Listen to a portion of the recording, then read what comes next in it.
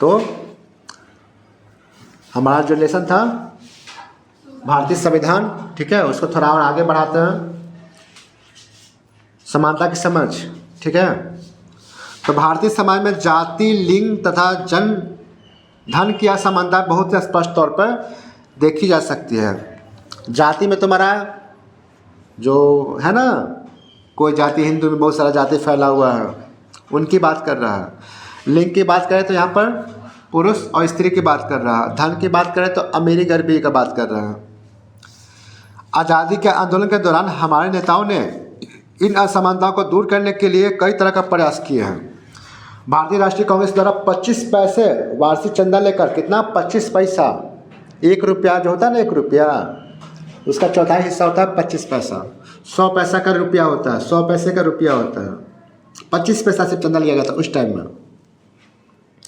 सभी को सदस्यता देना और सार्वभौमिक व्यवस्था मताधिकार की मांग करना समानता की तरफ उठाए जाने वाले महत्वपूर्ण कदम थे। मतलब मान लो तुमको किसी पार्टी में अध्यक्ष, मतलब कि उसमें पार्टिसिपेट, क्या कहते हैं उसको, अध्यक्ष मतलब उसमें जुड़ना है, किसी पार्टी से तुमको जुड़ना है, उसका सदस्यता लेना है, तो सिर्फ 25 पैसे चंदा देना पड़ेगा, तुम सदस्य बन जाओगे, कोई पार्टी उटी से जुड़ जाओगे तुम। और संविधान सभा द्वारा जब संविधान लिखा जा रहा था तो समानता के मूल्य को संविधान में उचित स्थान देने का कोशिश किया गया था। ये समानता फिर से सुना दे, समानता मतलब समान, ना कोई हिंदू देखा जाएगा, ना मुस्लिम देखा जाएगा, ना गरीब देखा जाएगा, ना अमीर देखा जाएगा, ना दलित देखा जाएगा, ना कलुआ देखा जाएगा, ना मुटका देखा जाएगा, सब समान रहना चाहिए, ठीक है। कोई भेदभाव नहीं, नस्ल के ऊपर भेदभाव नहीं करना है कि गोरा है तो काला है, नाटा है लंबा है, समझा रहा है, सब समान रूप से काम करेगा यहाँ पर। तो इस मूल्य को स्थापित करने के लिए संविधान में मूल अधिकारों और राज्य के लिए बनाए गए नीति निर्देशक सिद्धांतों का कई जगह विशेष उल्लेख किया गया है। तो तुम्हारे संविधान में इस चीज़ का बहुत अच्छे से उल्लेख किया गया है कि हमारा समानता का अधिकार में क्या होता है। समानता का मतलब फिर से बताओ क्या होता है? समानता का अर्थ क्या होता है?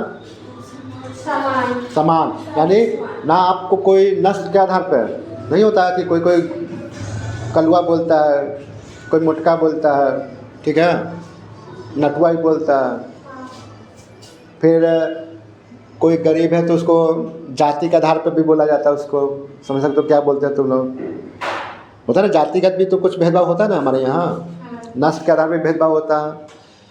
तो ये सब भेदभाव है ना, नहीं करना है। समानता के अंतर्गत ये सब नहीं आते। समानता मतलब कि सब समान है, कोई ऊंचा नहीं, कोई नीचा नहीं, सब बराबर। सामाजिक न्याय की बात करें, अच्छा एक क्वेश्चन पूछ रहा है, अपहरण के मामले में 4 लड़के गिरफ्तार हुए। अपहरण किया था 4 लोग मिलकर, उनमें से श्याम एक धनी परिवार का इकलौता लड़का है। तो मजिस्ट्रेट सभी को एक ही सजा सुनाता है?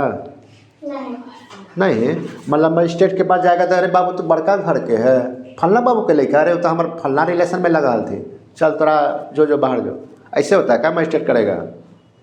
नहीं बोल दिया। मतलब मजिस्ट्रेट कहेगा तुम अमीर घर का लड़का तो जो हो गया,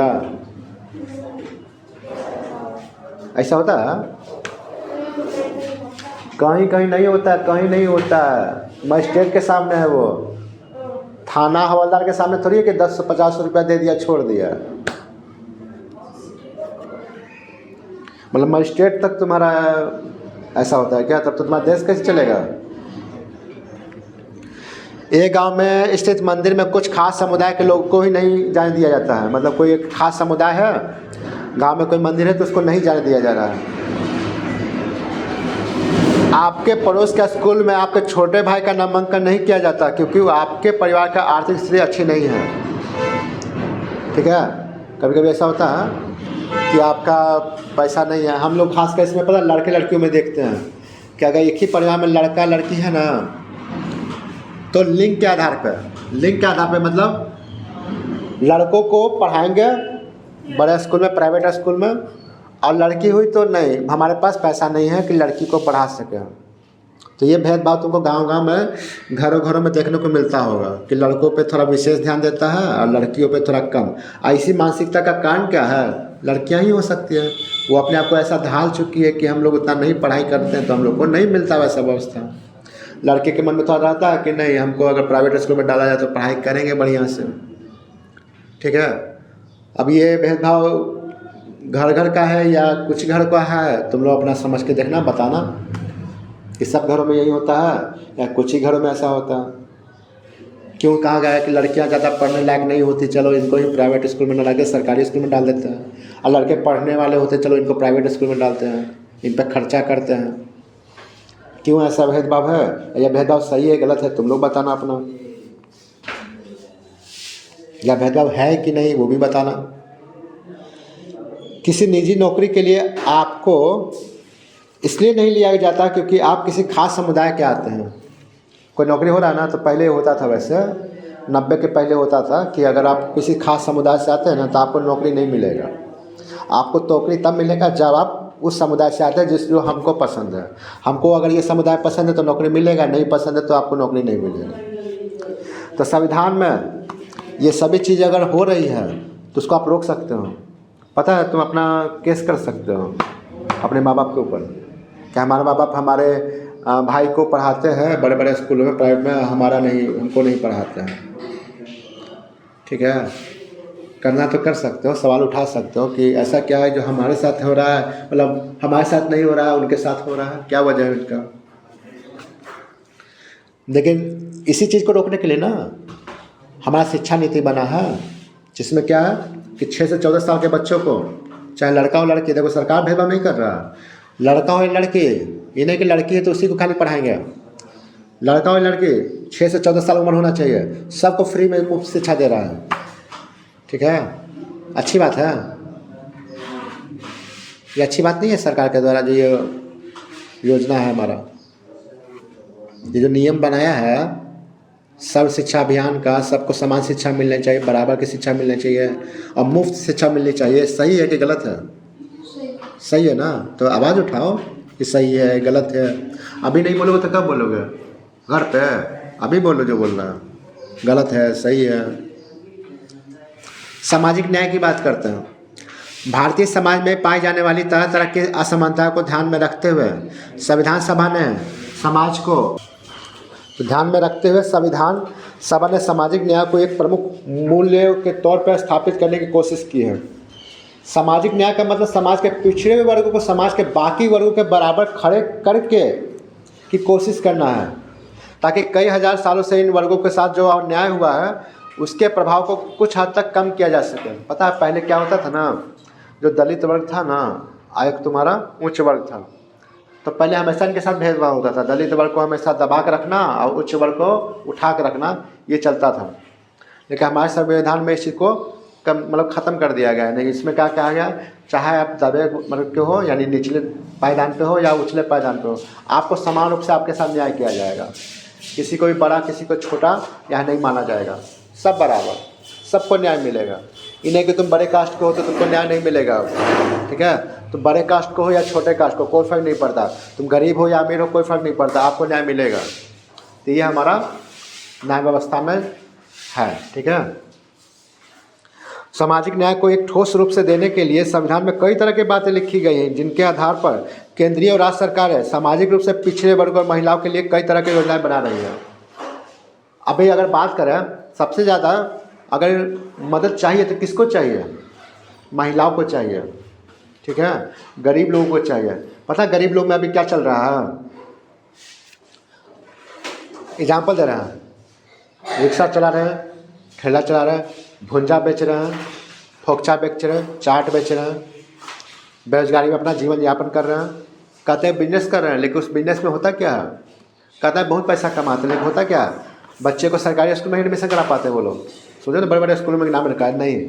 अब उनमें क्या होता है, एक मानसिकता होता है बच्चों में कि सरकारी स्कूल में पढ़ रहे हैं तो हम पढ़ाई नहीं करेंगे, ठीक है। इस मानसिकता में क्या होता है, दिन भर रोड पे घूमना फिरना, पढ़ाई से दूर रहना।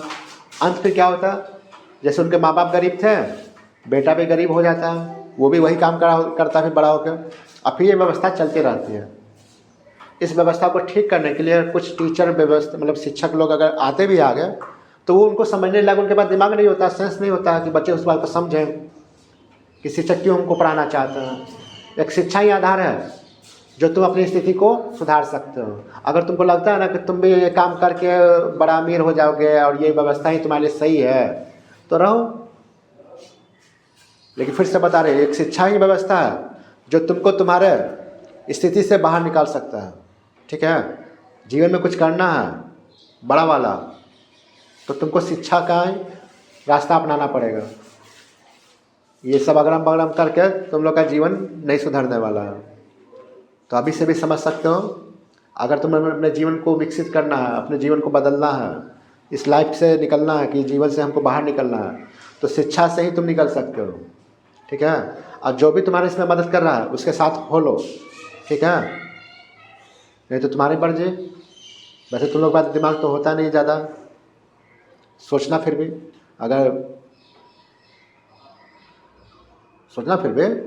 अगर टाइम है तुम लोग के पास।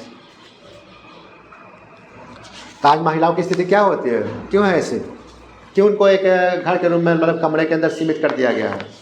कितने % महिलाएं हैं जो बाहर निकल के काम कर रही हैं? अपने मोहल्ले में नहीं देख रहे हो? महिलाएं कारखानों में क्यों जा रही है काम करने? फैक्ट्रियों में क्यों काम करने जा रही है? पैसा क्यों कमाना चाहती है वो?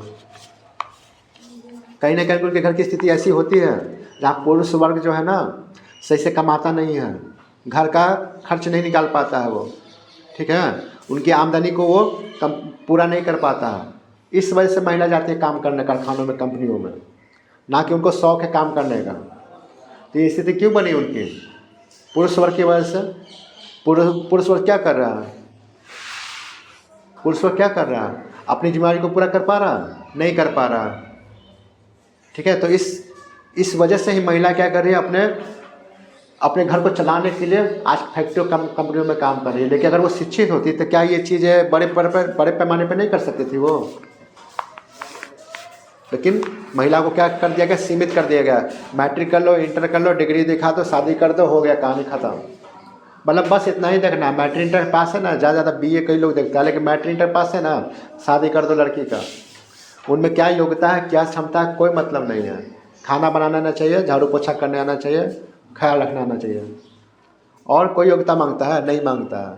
तो तुम लोग इस चीज़ को गलत साबित करो, दिखाओ कि नहीं हम लोग भी कुछ कर सकते हैं समाज में, हम भी समाज का एक अंग बन सकते हैं। अगर नहीं कर सकते तो फिर जो समाज की व्यवस्था है वो चली आ रही है, वो चलती रहेगी। जैसे अनुसूचित जातियों और जनजातियों के छात्र छात्राओं के लिए आवास की व्यवस्था, खास जरूरतों वाले लोगों को विशेष सुविधा प्रदान करना, जैसे कि रैंप बनाना, पहिए वाली कुर्सियों का प्रबंध करना। बहुत सारे लोग होता है विकलांग होता है तो उनके लिए अलग से व्यवस्था करता है, विकलांगों को अलग से साइकिल देता है ना मुफ्त में चलाने वाला। ये सब क्यों किया सरकार? एक व्यवस्था है, ठीक है, जिसमें समान अधिकार है। अगर उसको नहीं है तो आपको देना पड़ेगा। ठीक है, सरकार के द्वारा निकाला जाता है योजना।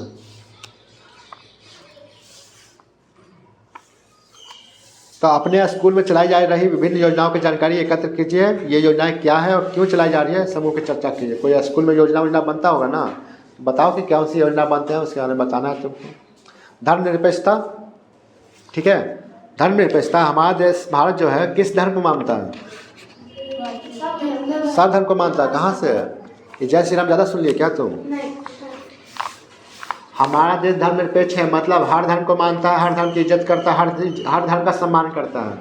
यानी हमारा देश धर्म प्रधान नहीं है, यानी हमारा देश किसी धर्म को नहीं मानता, सब धर्म को मानता है। वो धर्म को नहीं मानने का मतलब होता है ना कि हमारा इस्लाम धर्म से संबंधित है, हिंदू राष्ट्र है, तो हमारा देश जो है ना तो हिंदू राष्ट्र है ना मुस्लिम राष्ट्र है। हमारा देश जो है ना धर्मनिरपेक्ष है, मतलब किसी भी धर्म को नहीं मानता, किसी धर्म में इसकी आस्था नहीं है। मतलब भारत सरकार जो है सिर्फ संविधान को मानता है, संविधान में जो कुछ है उसी का पालन करेगा, धर्म के अनुसार कोई पालन नहीं होने वाला है यहाँ पर। ठीक है, हाँ, इस संविधान के अंतर्गत कोई धर्म आता है जिनकी उनकी रक्षा करना है, उनका ख्याल रखना है तो करेगा। तो भारतीय संविधान के बुनियादी मूल्यों में धर्मनिरपेक्ष समाज की कल्पना की गई है। इसकी चर्चा अगले अध्याय में विस्तार से की जाएगी, इसके बाद वाले में। तो भारतीय संविधान विश्व में अपनी कई विशेषताओं के कारण जाना जाता है, जिसमें मुख्य रूप से संघवाद, मौलिक अधिकार, संसदीय शासन, शक्तियों का बंटवारा और स्वतंत्र न्यायपालिका प्रमुख है। स्वतंत्र न्यायपालिका, इसमें सबको ध्यान रखना है, सबका ख्याल रखना है, यानी सबको न्याय देना है। ठीक है, स्वतंत्र, ये नहीं कि आपको गरीबों को नहीं देखना है, अमीरों को खाली देखना है, सबको देखना है। तो इन सभी बिंदुओं पर हम विस्तृत चर्चा आगे के अध्याय में करेंगे।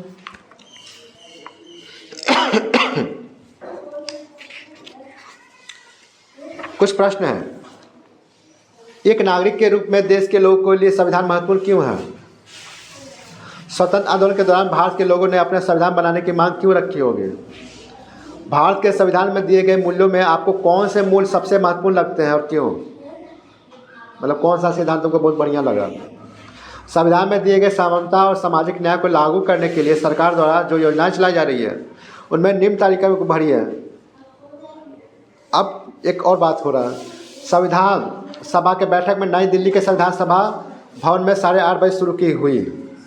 माननीय डॉक्टर राजेंद्र प्रसाद, याद है ना राजेंद्र प्रसाद? ये भूल गया? कौन थे राजेंद्र प्रसाद? डॉक्टर राजेंद्र प्रसाद कौन थे? देख लो, स्कूल में अगर पूछ देगा ना तो बेइज्जती हो जाएगा। कहीं आता है स्कूल में कोई कमेटी बैठा के, तुम्हें के पाठक मान लो आ गया, पूछ रहा है कि भारत का राष्ट्रपति कौन है, भारत का पहला राष्ट्रपति कौन है, तो हमारा बेइज्जती नहीं होगा, तुम्हारे स्कूल टीचर का हो जाएगा। ठीक है, कि कोचिंग पढ़ा रहा है तो बताओगे कि हमें बताना पड़ेगा? नहीं पता? तो भारत के जो पहले राष्ट्रपति थे ना, कौन? भारत के राष्ट्रपति पहले वो थे डॉक्टर राजेंद्र प्रसाद। अब बस दिमाग में जा रहा, मतलब कान में जा रहा है। भारत के पहले राष्ट्रपति कौन थे? डॉक्टर राजेंद्र प्रसाद। अब भारत के पहले प्रधानमंत्री कौन थे? पंडित जवाहरलाल नेहरू। ठीक है, और कुछ मेन चीज़ रहेगा तुम्हारा कि भारत देश आज़ाद कब हुआ था? तो भारत देश आज़ाद कब हुआ था? हमारा भारत देश आज़ाद कब हुआ था? पूरा बता। 15 अगस्त। और हमारा गणतंत्र दिवस यानी गणतंत्र दिवस कब मनाया जाता है? 1950 को हमारा हुआ था, 26 जनवरी को मनाया जाता है। और हमारे संविधान के निर्माता कौन थे? जो संविधान को मतलब संविधान के एक तरह से पिता बोल सकते हो। हमारे संविधान जो था ना, उनके पिता कौन थे? जनक कौन थे उनके? बाबा भीमराव अम्बेडकर। ये कुछ चीज़ें हैं जो आपसे पूछी जाएंगे। हो सकता है एक पाठक पूछे और तुम लोग को पता नहीं रहे, तो अपने स्कूल वाले का इज्जत थोड़ा बचा लेना, नहीं तो हमको नहीं बोलेगा, हम तो हमारे पास नहीं आने वाला, वो तुम्हारे टीचर से पूछेगा कि कोचिंग पढ़ा रहे हैं। ठीक है, अब देखो। अच्छा, लौह पुरुष जानते हो? लौह पुरुष किसको कहा गया है? भारत के लौह पुरुष कौन है? Iron man. भारत के लौह पुरुष किसको कहा गया है? सरदार वल्लभ भाई पटेल को। किनको? सरदार वल्लभ भाई पटेल को। ठीक है, याद रहेगा, ये भी पूछता है। लौह पुरुष हमारे सरदार वल्लभ भाई पटेल थे। तो इस सभा में माननीय सरदार वल्लभ भाई पटेल ने अपने विचार प्रस्तुत किए। समिति में 2 विचारधारा थी। बड़े तादाद में विख्यात वकील थे जो बहुत बारीक से हर वाक्य हर शब्द, यहाँ तक कि विराम और अल्प विराम की जांच कर रहे थे। ठीक है, ये दोनों विचारधाराएं 2 अलग अलग दृष्टिकोण से मानने को देखती थी। एक विचारधारा यह मानती थी कि अधिकारों के इस प्रतिवेदन में जितने अधिक से अधिक संभव हो अधिकार शामिल करने चाहिए जो अदालत में सीधे लागू किए जा सके। इस अधिकार को लेकर कोई भी नागरिक बिना किसी कठिनाई के सीधे अदालत जा सके और अपने अधिकार प्राप्त कर सकते। मान लो कोई नागरिक है जिसको कोई अधिकार नहीं मिल रहा है, ठीक है, तो वो इसको पढ़ के समझ सके कि उसका अधिकार क्या है और अपना सीधे अदालत में जाके अपने न्याय को मान सके। ठीक है। दूसरी विचारधारा का मत था कि मूल अधिकारों को कुछ ऐसी बहुत अनिवार्य बातों तक सीमित रखना चाहिए। अनिवार्य मतलब समझ लो, शिक्षा क्या अनिवार्य है हमारे लिए? शिक्षा व्यवस्था करना अनिवार्य है, चाहिए ही चाहिए, आपको देना ही पड़ेगा। तो दोनों विचारधारा में काफ़ी बहस हुई और अंत में एक बीच का रास्ता निकाला गया जिसे एक अच्छा माध्यम माना गया। दोनों विचारधाराओं के लोगों ने सिर्फ एक देश को मूल अधिकार का अध्ययन नहीं किया बल्कि इस दुनिया के लगभग हर देश से मूल अधिकारों का अध्ययन किया। एक एग्जाम्पल लेते हैं। मान लो हमारे बिहार में 500 स्कूल है। 500 स्कूल में 8 क्लास में सबसे टॉप कोई ना कोई एक बच्चा होता होगा। 8 क्लास में सबसे टॉपर ये बच्चा बहुत तेज है। हम क्या किए ना, 500 स्कूल से प्रत्येक बच्चे को प्रलोभन देकर, ठीक है, वहाँ से हम ले लिए तो हमारे पास टोटल कितने स्टूडेंट होंगे हमारे बैच में? 500। अब क्या सारे के सारे बच्चे टॉपर ही ना होंगे? ठीक है, तो जो हमारा टॉपर वाला बैच बन गया है 7 का 8 का 9 का 10 का, तो जो उनको शिक्षा दी जाएगी वो किस स्तर का होगा? टॉपर नहीं, जितने भी 500 बच्चा उठाए सब तो टॉपर ही हैं, और उनमें भी हम कंपटीशन करवाएंगे। ठीक है, तो जब उनमें भी हम कंपटीशन करवाएंगे तो जो रिजल्ट निकलेगा वो कैसा निकलेगा? टॉपर वाला। तो क्या इस व्यवस्था में हमारा योगदान क्या था? कुछ योगदान था हमारा? कुछ नहीं, सब पहले से टॉपर था, बस उनको हम एक जगह कर दिए, यही ना किए कि और कुछ किया हम? लेकिन वास्तव में शिक्षक का काम ये नहीं होता कि टॉपर को पढ़ाना, जो पढ़ने वाले बच्चों को वही पढ़ाना। शिक्षक का काम क्या है? जिसको क ख का भी नहीं ना आता है कि आ की मात्रा क्या होती है, ई की मात्रा होती है, अगर उसको पास करवा देता है ना, मतलब इस स्तर पे पढ़ा देता है कि वो पास कर जाए, 40% ला दे, 50% ला दे, अगर वो इतना कर पाता है वो शिक्षक है। ठीक है, पढ़ने वाले को पढ़ाना कोई बड़ी बात नहीं होती है। नहीं पढ़ने वाला जो कमज़ोर है, जो नहीं पढ़ पा रहा, उसको पढ़ाना जो होता है ना, वो टीचर का काम होना चाहिए। तो ये जो संविधान था ना, पता है इसमें क्या किया गया है? दुनिया भर में जितनी भी अच्छे अच्छे जो बातें थी ना, जो अच्छे अच्छे नियम थे, उस सारे नियमों को हमारा एक बुक में डाल दिया गया। ठीक है, सारा वकील मिलके उस सारे नियमों को कलेक्ट किया जो अच्छे अच्छे वाले थे और अपने बुक में डाल दिए। पता है उस बुक का नाम क्या था? उस ग्रंथ का नाम क्या था? संविधान, भारत का संविधान। हाँ, उसमें पूरे दुनिया भर का सारा ज्ञान डाल दिया गया, जो भी अच्छी बातें थी। हो गया अच्छा। अभी जो हम विद्यार्थी का ग्रुप बताए थे ना, तो इसमें क्या था? अच्छे अच्छे चीज़ों को उठा के आ गए तो अच्छा रिजल्ट मिलना ही मिल रहा है। तो अगर हमारे देश में जो संविधान है उसमें भी अच्छी अच्छी बातों को मतलब संयोजित किया गया हो, तो जो संविधान है वो कैसा रहेगा? अच्छा ही रहेगा। क्या बोलना चाहते थे कुछ?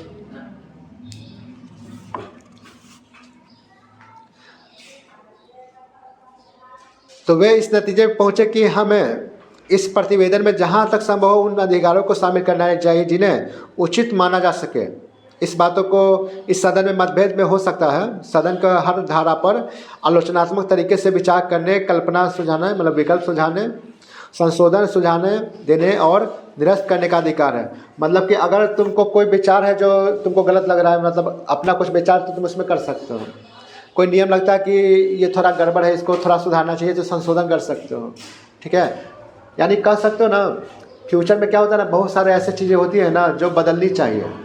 जैसे त्रिपल तलाक एक मुद्दा था, मुस्लिम परिवार, मुस्लिम एक धर्म का आता है, उसमें क्या होता है ना, महिलाओं को 3 बार तलाक देके उनको तलाक दे सकते थे, तो आप डिवोर्स दे सकते थे। तो उसको ख़त्म कर दिया गया कि त्रिपल तलाक बैन हो गया, अब ये नहीं चलेगा कि आप 3 बार तलाक बोल दिए, ख़त्म हो गया। तो ये नियम कानून लागू हुआ ना हमारे संविधान में, फिर संशोधन हुआ ना। तो चलो,